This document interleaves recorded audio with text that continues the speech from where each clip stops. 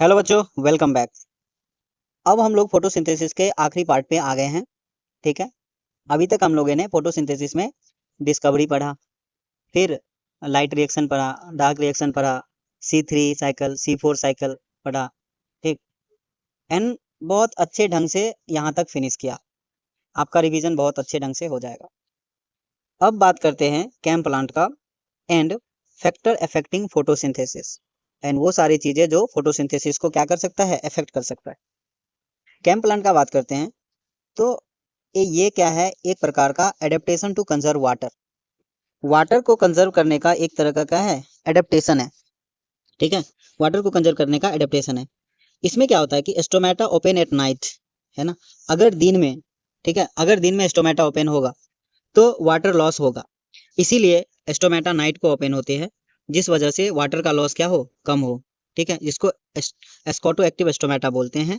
ठीक, CO2 fix in night, है ना, use in day time. CO2 night को ही फिक्स हो जाता है और यूज कब होता है, डे टाइम में। First CAM pathway discovered in Bryophyllum, सबसे पहले ये कब खोजा, कहाँ पे खोजा गया, किस प्लांट में खोजा गया, ब्रायोफाइलम में। इसका एग्जांपल आता है ब्रायोफाइलम, कैलेनकोई, सेडम, ओपनसिया। कैक्टस में भी आप कैक्टस भी क्या है, एक तरह का कैम प्लांट है। अब देखते हैं कि नाइट में क्या क्या होता है। CO2 का फिक्सेशन नाइट में होता है तो क्या क्या होता है नाइट में, स्टोमेटा से, है ना, नाइट में स्टोमेटा से। ठीक, CO2 अंदर लिया, ओके, CO2 अंदर लिया, फॉस्फोइनोल पायरुवेट के साथ कंबाइन करके ऑक्जेलो एसिटिक एसिड बना, और उसमें H+ कंबाइन करने के बाद मैलिक एसिड बना, और मैलिक एसिड से मैलेट का फॉर्मेशन हुआ। ठीक है, H+ प्लस मैलेट का फॉर्मेशन हुआ। ठीक, और मैलेट जो होता है ना, वो वैक्यूल के अंदर जाके स्टोर हो जाता है। नाइट का काम खत्म होगा, यहाँ पे कार्बन का फिक्सेशन हो गया। अब बात करते हैं, मैलेट जो स्टोर था इन वैक्यूल्स, डे टाइम में क्या हुआ, सनलाइट आया, वैक्यूल से मैलेट बाहर निकला, H+ से कंबाइन करने के बाद मैलिक एसिड बनाया, मैलिक एसिड से ऑक्जेलो एसिटिक बनाया, ऑक्जेलो एसिटिक एसिड से CO2 रिलीज हुआ, जो कहाँ चला गया, C3 साइकिल, यानी कि क्लोरोप्लास्ट में C3 साइकिल करने के लिए चला गया, और फॉस्फोइनोल पायरुवेट फिर से यहाँ पे इकट्ठा हो गया, किसमें, साइटोप्लाज्म में। तो इस तरह से कैम प्लांट का छोटा सा पार्ट था जो हम लोगों ने फिनिश किया। अब बात करते हैं फैक्टर अफेक्टिंग फोटोसिंथेसिस। वो कौन से फैक्टर है जो फोटोसिंथेसिस को अफेक्ट करते हैं। फोटोसिंथेसिस क्या करता है, प्रोडक्टिविटी हो देता है हमें, है ना। इस अर्थ पे जो भी लाइफ सस्टेन कर रहा है जस्ट बिकॉज ऑफ फोटोसिंथेसिस। तो फोटोसिंथेसिस एक तरह का प्रोडक्टिविटी देता है, जिसमें क्या होता है, rate of photosynthesis. Productivity depends upon rate of photosynthesis. Factor यहाँ पर इंटरनल फैक्टर भी हो सकते हैं और एक्सटर्नल फैक्टर भी हो सकते हैं, दोनों हो सकते हैं। बात करते हैं इंटरनल फैक्टर का। इंटरनल फैक्टर में आ जाता है एज ऑफ लीफ, है ना, size of leaf, number of leaf, number of mesophyll cell, number of stomata, है ना। ओरिएंटेशन ऑफ स्टोमेटा क्या है, इंटरनल कंसंट्रेशन ऑफ CO2, ये पॉइंट याद रखने वाली है। कंसंट्रेशन ऑफ CO2 इंटरनल भी है और एक्सटर्नल यानी इन्वायरमेंटल फैक्टर भी है। CO2 का कंसंट्रेशन अंदर में कितना है, यानी कि लीफ के अंदर, यानी कि क्लोरोप्लास्ट सेल के अंदर कितना है, और एक्सटर्नल इन्वायरमेंट में CO2 का कंसंट्रेशन क्या है। तो ये दोनों में, दोनों पार्ट में आती है।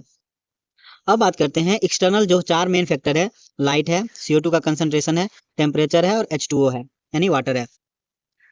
अब एनसीईआरटी का एक लाइन है, ठीक है, ये एनसीईआरटी का लाइन है, ठीक है। इसमें बोलता है internal factor depend on genetic predisposition of plant, है ना। अब जेनेटिक प्रीडिस्पोजिशन क्या होता है, एक जेनेटिक कैरेक्टर है which influence the position, which influence the possible phenotypic development in organisms। मतलब किसी भी ऑर्गेनिज्म में उसके फिनोटिपिक डेवलपमेंट कैसा होगा, ये उसके जेनेटिक प्रीडिस्पोजिशंस पे काम करती है। अब उसमें क्या क्या होता है, जैसे कि नंबर ऑफ स्टोमेटा कितने होंगे, साइज ऑफ लीफ कितना होगा, ओरिएंटेशन ऑफ स्टोमेटा कितना, और भी फिनोटिपिक कैरेक्टर जो भी होते हैं उसके, ठीक है, वो सारा डिपेंड करता है जेनेटिक प्रीडिस्पोजिशंस पे। ठीक है, अब देखते हैं। अब जो हमने फैक्टर पढ़ा, इंटरनल फैक्टर पढ़ा और एक्सटर्नल फैक्टर पढ़ा। एक्सटर्नल फैक्टर जो लाइट, ये फोटोसिंथेसिस को क्या करता है, अफेक्ट करता है, उसमें आ जाता है लाइट, टेम्परेचर, CO2 है, और H2O। लाइट, टेम्परेचर, CO2 और H2O, ये चार फैक्टर आते हैं। इस फैक्टर को एक्सप्लेन करने के लिए एक लॉ ऑफ लिमिटिंग फैक्टर दिया गया, किनके द्वारा, ब्लैकमैन के द्वारा। किनके द्वारा दिया गया, ब्लैकमैन के द्वारा दिया गया 1905 में। उनका स्टेटमेंट क्या था, if any biological process is depend on more than one factor then rate of process वो बायोलॉजिकल प्रोसेस की बात कर रही है। Rate of process depend on factor which is most limiting, जो क्या है, मोस्ट लिमिटिंग है, यानी कि जो ऑप्टिमम टेम्परेचर से कम है, ठीक है, उस पर डिपेंड करती है, उस पर डिपेंड करती है रेट ऑफ फोटोसिंथेसिस या rate of process, any biological process. यहाँ पे जैसे आता है बात लाइट का डिफरेंट पैरामीटर में इसका इफेक्ट होता है, जैसे क्वांटिटी ऑफ लाइट क्या है, क्वालिटी ऑफ लाइट क्या है, इंटेंसिटी ऑफ लाइट क्या है, ठीक है। तो ये तीनों के वजह से रेट ऑफ फोटोसिंथेसिस क्या हो सकता है, इफेक्ट हो सकता है, but mainly due to intensity of light. Quantity क्या होता है, ड्यूरेशन ऑफ लाइट या डे लेंथ में आप उसे बात कर सकते हो कि डे का लेंथ कितना है। क्वालिटी में वेवलेंथ, एनर्जी ऑफ लाइट क्या है। इंटेंसिटी में लाइट का इंटेंसिटी कितना है। Rate of photosynthesis depend upon intensity of light, light की इंटेंसिटी पे डिपेंड करता है। रेट ऑफ फोटोसिंथेसिस यहाँ देखो, और ये वाला पार्ट जो है ना, 0 से A तक का जो पार्ट है, ये पार्ट कंपनसेशन पॉइंट है ना, कंपनसेशन पॉइंट है, ये कंपनसेशन पार्ट है, कंपनसेशन पार्ट। इस पार्ट में क्या होता है कि रेट ऑफ फोटोसिंथेसिस जितने होते हैं उतना का रेस्पिरेशन हो जाता है। मीन्स यहाँ पे प्रोडक्टिविटी ऑफ प्लांट जो है वो क्या होता है, 0 आता है। मतलब कि जो भी प्लांट ने प्रिपेयर किया फूड वो सारा प्लांट के रेस्पिरेशन में ही यूज हो गया। इसके आगे का पार्ट हमारे लिए प्रोडक्टिविटी होता है, वहाँ पे रेट का रेट जो सेकेंड ट्रॉपिक लेवल के लिए अवेलेबल होता है वो इस पॉइंट के बाद होते हैं, ठीक है। अब जबकि लाइट जो है वो क्या है, लिमिटिंग फैक्टर है, यानी कि जो 4 फैक्टर हमारे पास है, लाइट, टेम्परेचर, वाटर, है ना, तो इसमें से लाइट जो है ना वो अभी लिमिटिंग फैक्टर में है। मॉर्निंग का समय है, धीरे धीरे लाइट की इंटेंसिटी क्या हो रही है, बढ़ रही है। तो एक अमाउंट तक क्या होता है, लाइट जो है वो आपको कंपनसेशन पॉइंट तक जाता है। उसके बाद जैसे ही लाइट बढ़ती है तो रेट ऑफ फोटोसिंथेसिस बढ़ती है। लाइट बढ़ा, रेट ऑफ फोटोसिंथेसिस बढ़ा, लाइट बढ़ा, रेट ऑफ फोटोसिंथेसिस बढ़ा। अब क्या होता है, एट पॉइंट बी, जब पॉइंट बी पे आती है, ठीक, इंटेंसिटी ऑफ लाइट जब पॉइंट बी को क्रॉस करती है, उस समय कोई और फैक्टर, है ना, कोई और फैक्टर जो है वो रेट ऑफ फोटोसिंथेसिस डिटरमाइन करना स्टार्ट कर देती है, ठीक है। अब बात करते हैं ए एंड बी का। When light is limiting factor, rate of photosynthesis ज्यादा होगा रेट ऑफ रेस्पिरेशन का, ये तो सही है। Rate of photosynthesis directly proportional to intensity of light, कब तक, ए से बीच के बीच में। पॉइंट बी जिसे बोलते हैं saturation point, after point B intensity is not limiting factor, so on increase intensity rate of photosynthesis does not change. क्योंकि light जो है अब वो सेचुरेशन पॉइंट के पार है, अब वो लिमिटिंग फैक्टर है ही नहीं, तो उस पर फोटोसिंथेसिस डिपेंड ही नहीं करेगा। अब जैसे देखते हैं शेडेड प्लांट, जो प्लांट शेड में पाया जाता है, have low saturation point, money plant हो गए, मीन प्लांट हो गए। सन प्लांट का बात करते हैं, have high saturation point, wheat, rice, neem, है ना, मैंगो, और जो भी हो सकता है। यहाँ पे देखो शेडेड प्लांट का, है ना, मिनिमम पॉइंट भी वो भी क्या है, कम है, एंड सेचुरेशन पॉइंट भी कम है। वहीं पे सन प्लांट का मिनिमम पॉइंट भी कम ज्यादा है और सेचुरेशन भी ज्यादा है। अब बात करते हैं कि लाइट, लाइट जो है only 10% of sunlight is sufficient for saturation achieve.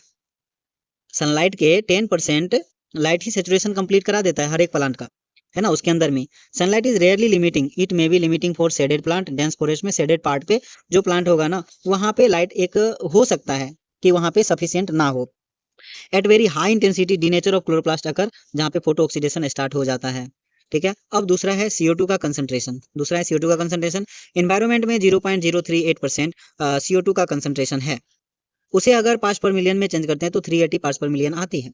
Saturation point का बात करते हैं, C3 का सेचुरेशन पॉइंट है 450 ppm एंड C4 का प्लांट है 360 ppm।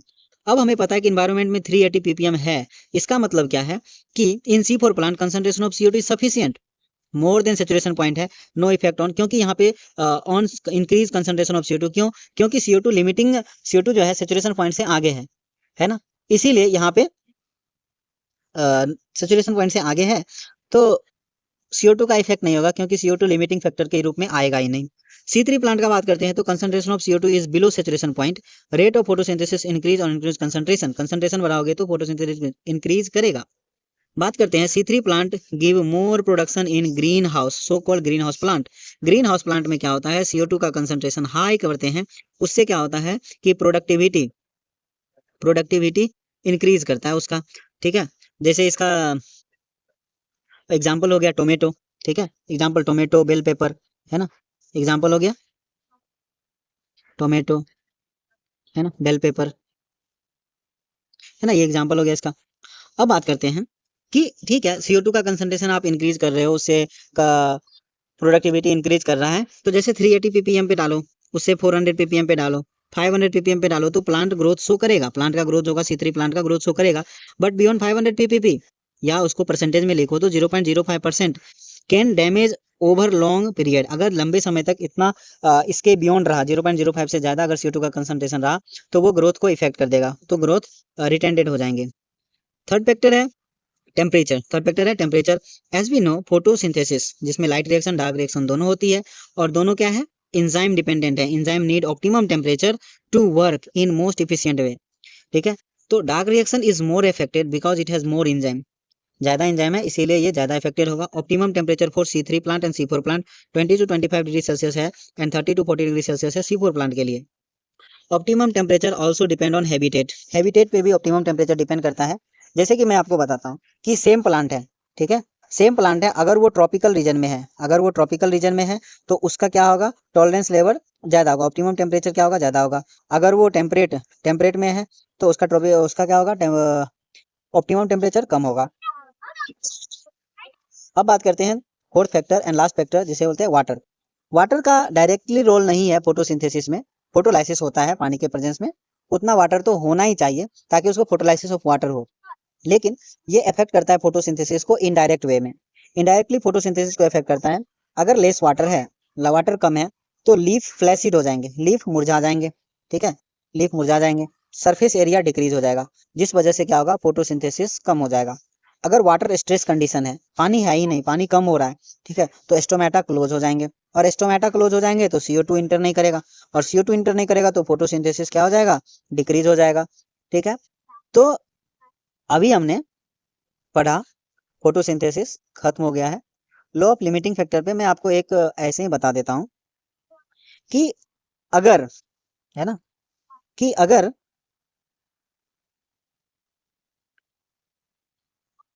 जहां पे लाइट लिमिटिंग है, ठीक है, इफ, एक क्वेश्चन मैं कराता हूँ आपको, इंटरेस्टिंग क्वेश्चन है। क्वेश्चन है, इफ वी इंक्रीज टेम्परेचर, है ना, when when H2O is limiting factor, ठीक है, व्हाट हैपन टू प्रोडक्टिविटी, है ना, प्रोडक्टिविटी पे इसका क्या असर पड़ेगा, व्हाट इफेक्ट ऑन प्रोडक्टिविटी, इसका प्रोडक्टिविटी पे क्या असर पड़ेगा। ब्लैकमैन के अकॉर्डिंग, ठीक है, ब्लैकमैन के अकॉर्डिंग जो लिमिटिंग फैक्टर है, और लिमिटिंग फैक्टर यहाँ पे कौन है, लिमिटिंग फैक्टर कौन है, वो है H2O। तो हेयर रेट ऑफ फोटोसिंथेसिस, है ना, rate of photosynthesis only depend on H2O, water पे ही डिपेंड करेगा। सो आंसर क्या हो जाएगा इसका, on increasing temperature no effect on photosynthesis. ठीक है, तो ये एक कंसेप्चुअल क्वेश्चन था थोड़ा सा। अब यहाँ पे चैप्टर हमारा फिनिश होता है। ठीक है, थैंक यू सो मच आपका हमारे साथ बने रहने के लिए, बहुत बहुत